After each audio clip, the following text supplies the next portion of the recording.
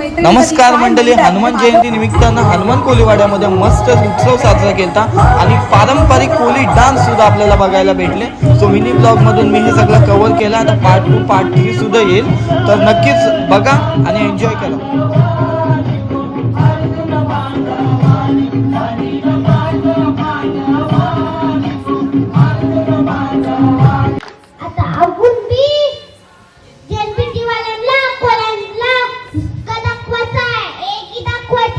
लोक